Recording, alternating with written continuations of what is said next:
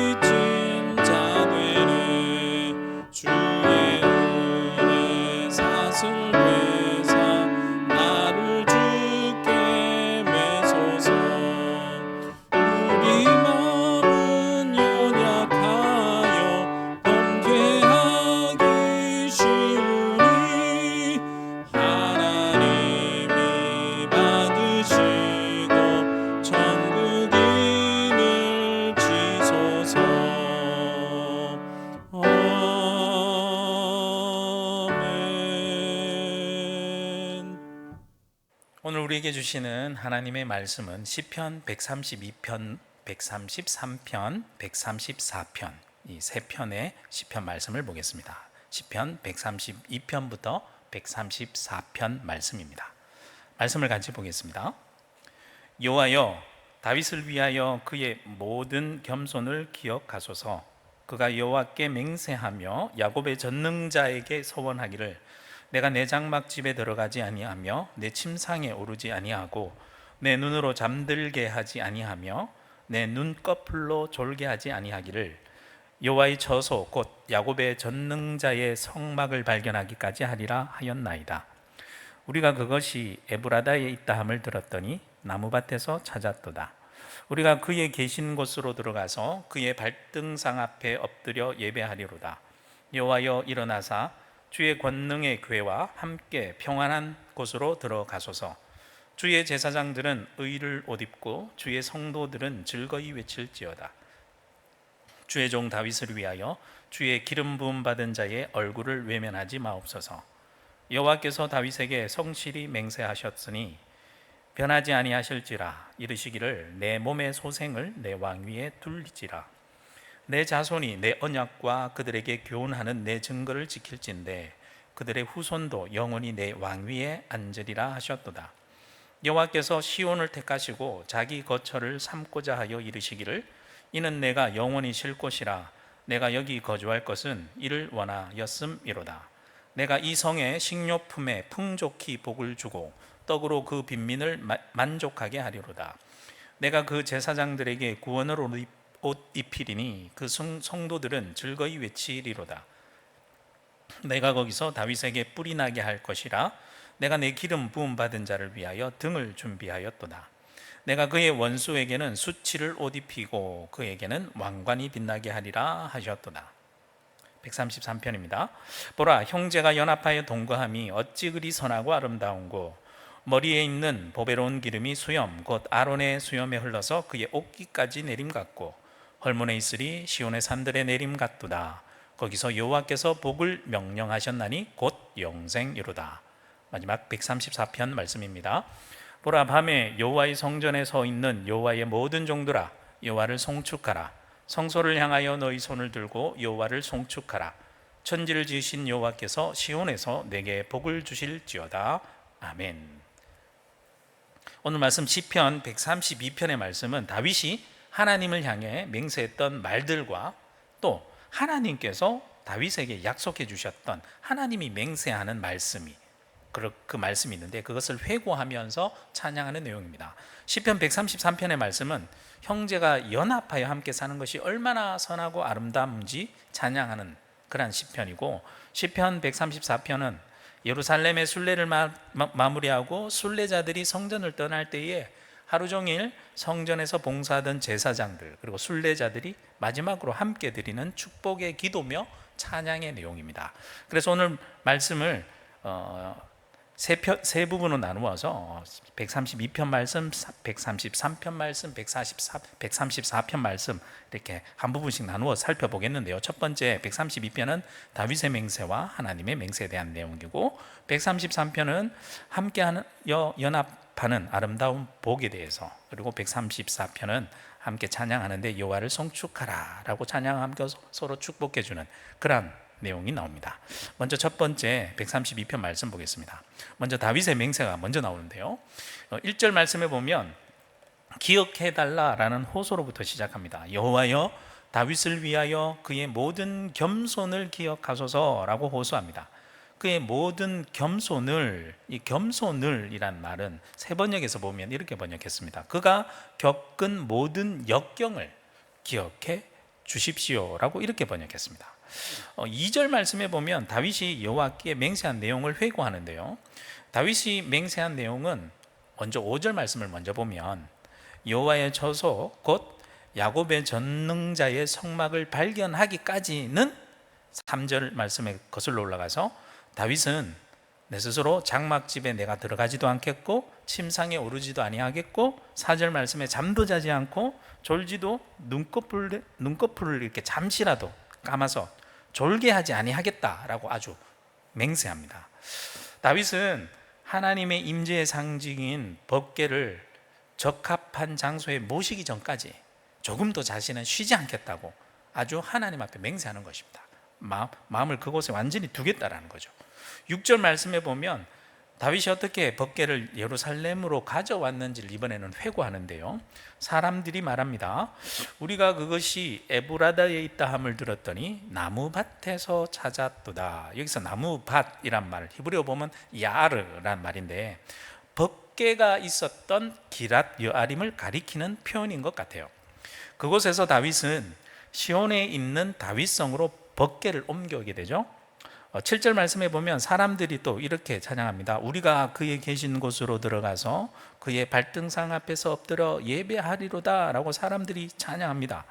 8절 말씀에 보면 법궤를 예루살렘 성막으로 들이면서 이렇게 기도하는 내용이 나옵니다. 여호와여 일어나사 주의 권능의 개와 함께 평안한 곳으로 들어가소서 라고 기도합니다.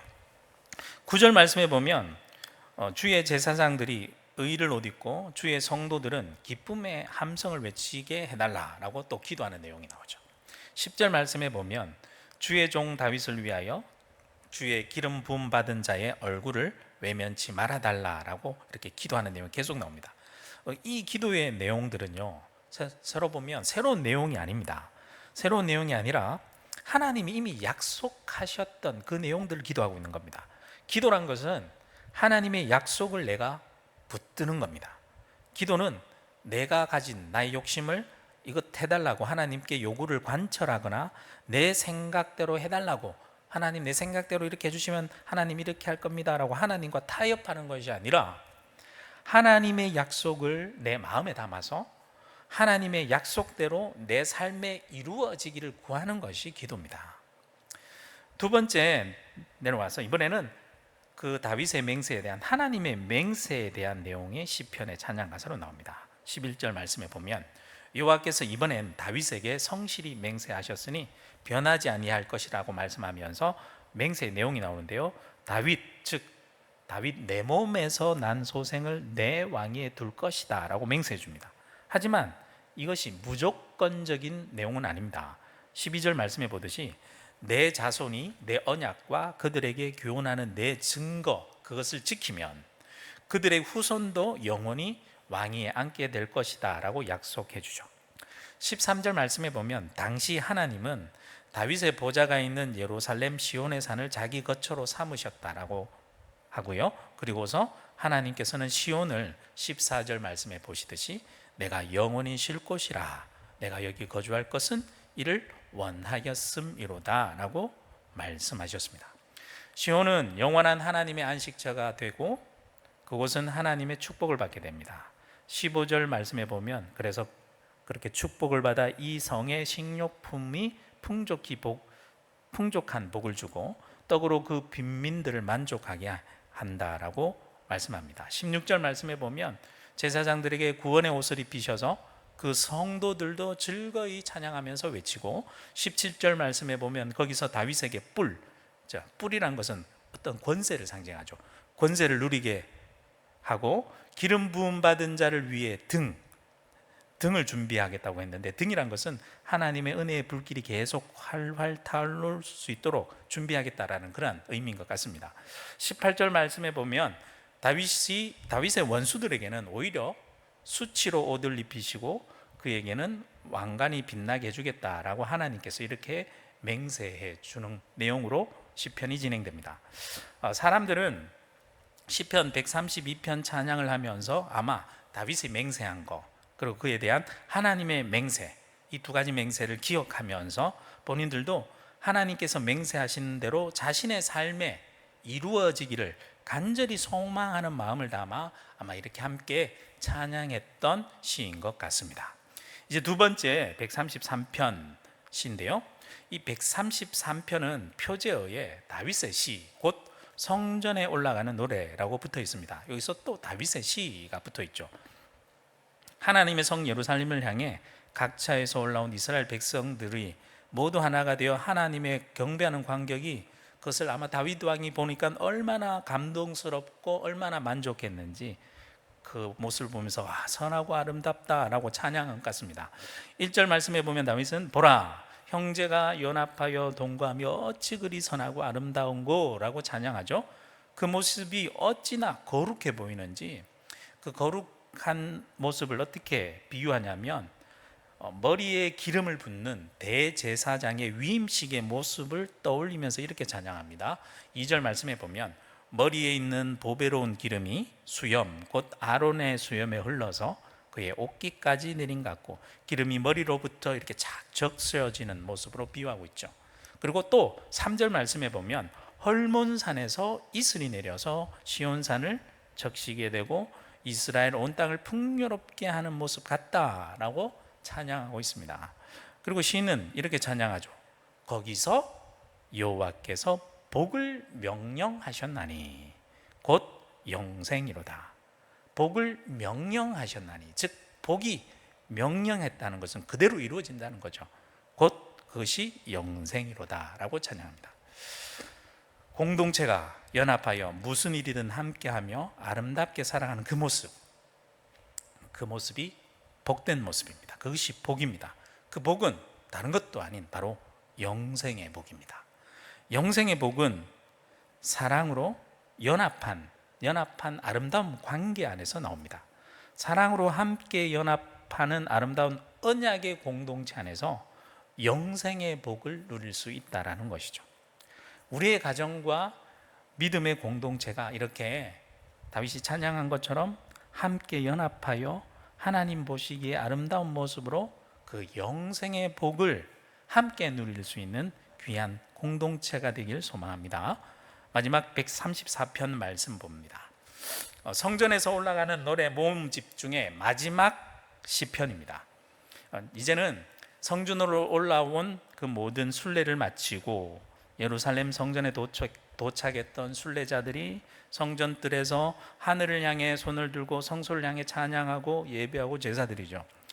그리고 수많은 백성들이 제사장의 지시에 따라 함께 부르는, 그렇게 다 같이 모여서 예배하는, 제사드리는, 찬양하는 그 장엄하고 영광스러운 감격스러운 모습들이 있었을 겁니다. 그리고 드디어 그 모든 것들이 마치고 순례자들이 이제 다시 떠날 때, 각자 각처로 떠날 때가 되었습니다. 아마 성소에서 마지막 밤이었던 것 같아요.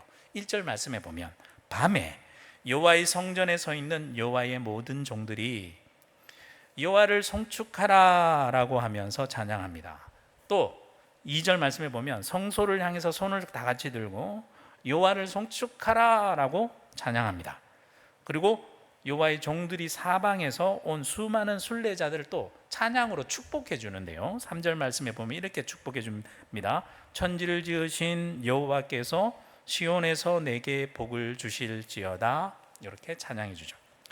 제사장과 레위 사람들을 비롯한 성전 봉사자들에게 수많은 순례자들이 여호와를 송축하라 바락라고 찬양하고, 또 성전 봉사자들은 그 찬양을 받아서 여호와께서 순례자들에게 복을 주시기를, 히브리어로 똑같이 바락 그런데요, 복을 주시기를 빌며 서로 화답하고 있는 것입니다. 서로 찬양하는 가운데 감격과 감사와 축복이 서로 오고 가고 있는 것이죠.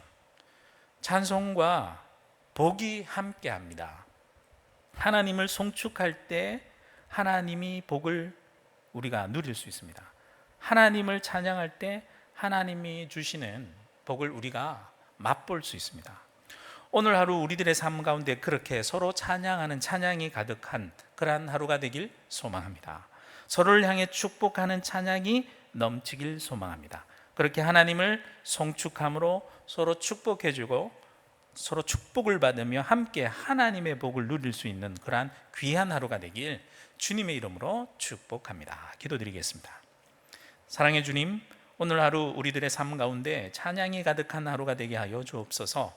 주의 약속의 말씀을 잊지 말고 기억하여 주의 말씀대로 살아가는 하루가 되게 하시고, 함께 연합하여 선하고 아름다운 공동체를 만들어가는 하루가 되게 하여 주옵소서. 여호와를 송축함으로 찬양으로 서로를 축복하며 하나님의 복을 누릴 수 있는 하루가 되게 하여 주옵소서. 예수 그리스도 이름으로 기도드립니다. 아멘.